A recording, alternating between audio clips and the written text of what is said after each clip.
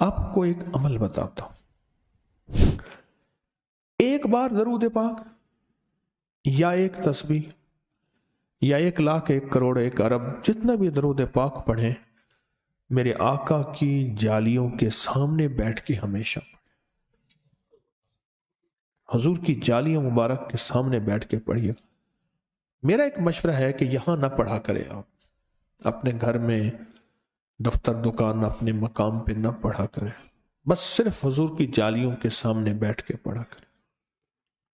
एक दरवेश थे, मैं उनसे कई बार मिला हूं, 20 में फौत हुए हैं, 2020 में।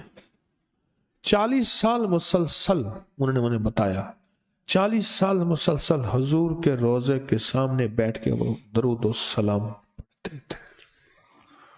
40 साल मुसलसल, 40 साल दरूद और सलाम पढ़ते थे।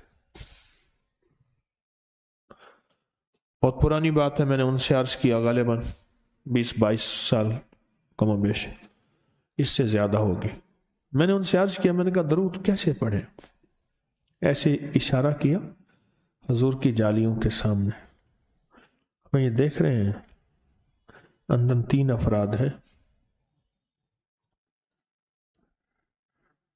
मैंने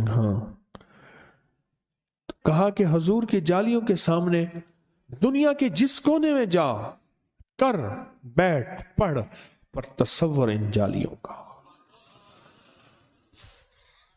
अगर इश्क मुस्तफा तेरे सीने में है, मरेगे जहां तू मदीने में है।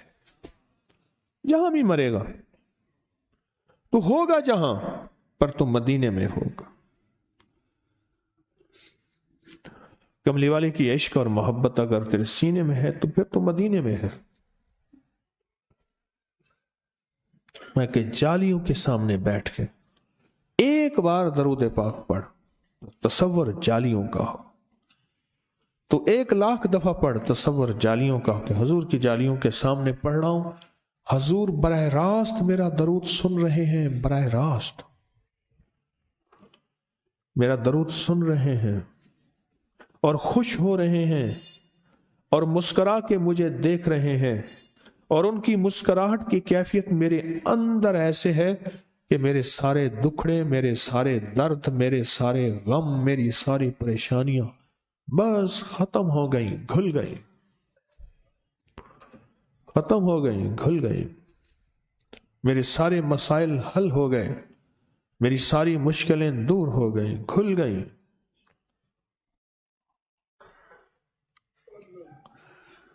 अगर आप जालियों के सामने दरूद पाक पढ़ने की जज्बे को लेकर पढ़े ना,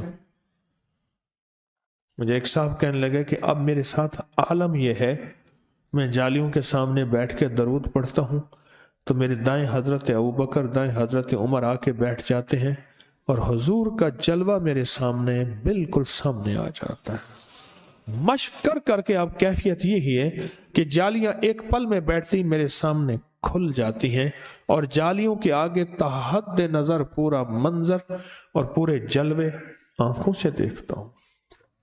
लोगों को अपनी YouTube चैनल हर वक्त सब्सक्राइब कराएं। आप दूसरों के लिए सदका जारिया बनेंगे, अल्लाह पहले आपकी मुसीबत टालेगा।